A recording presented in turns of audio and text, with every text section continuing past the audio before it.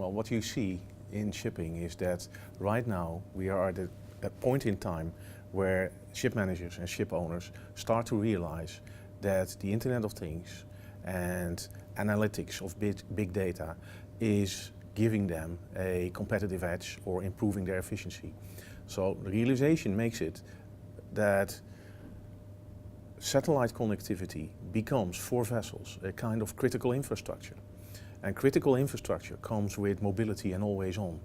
And what you see happening in shipping is that realization will translate in the adoption of much more standardized architecture on board, providing them the always on connectivity they need, and probably also together with the capability to run applications and to analyze whatever is needed on board and on shore and interact on that. So an always on satellite connectivity with a standardized below decks architecture, that's what you will see happening in shipping.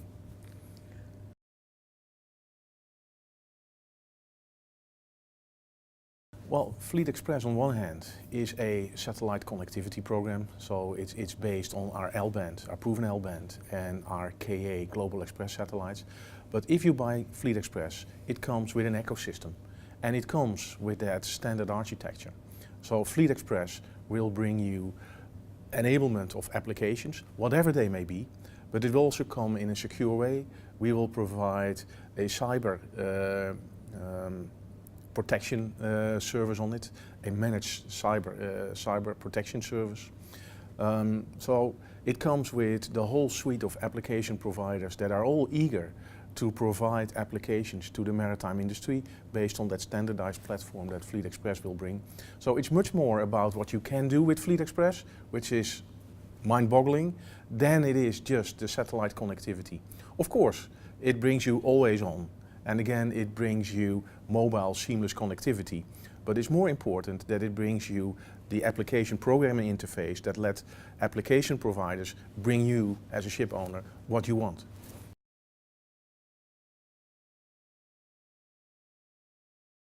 Well, we developed the Inmarsat Gateway, and the onboard version of the Inmarsat Gateway is the digital-based platform.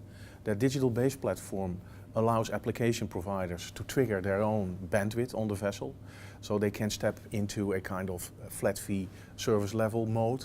Right? Key there is that as many as possible vessels are adopting this standard infrastructure, because the more vessels are choosing FX, the more eagerness you will find with application providers to develop the applications to run over Fleet Express. Thank you.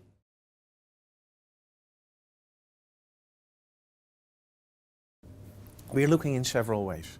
The most obvious low-hanging fruit is operational efficiency.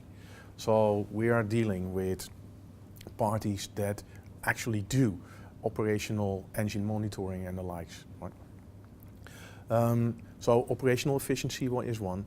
Making the whole industry greener by the same is a second. Crew and social media and content pre-positioning in the form of movies and sports and whatever. That's another one. The internet, of course, for crew is one. Then safety. And it's actually safety, security, compliance, that whole arena. The most recent one, as we talked about and we will talk about later today, is cybersecurity. So that will come on the back of Fleet Express as a managed service option to protect your vessel against cybercrime. And then last but not least is all kind of collaboration applications. The Internet of Things for shipping will open the shipping industry to integrate itself into the wider logistic chains of the world. So far that hasn't been done. And as I said, shipping is quite late with adopting the Internet of Things. So on land, the most successful companies already did that years ago. Right now, the applications that you will see coming are actually connecting the dots and integrating the shipping lines into the larger logistics chains, where eventually the wish of the end user is dripping through in the kind of applications that you will see happening. Okay.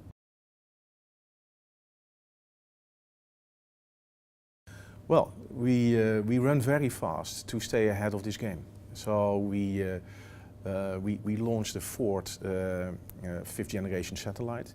We do only need 3 satellites to cover the globe. Right? But it is as easy, it's almost as easy as putting an extra cell tower on land. We just added a 4th satellite to the 5th generation constellation, and we will keep on doing that to stay ahead of the demands. And we will bundle the demands of maritime and aviation and government together. And based on that, we will keep on adding satellites.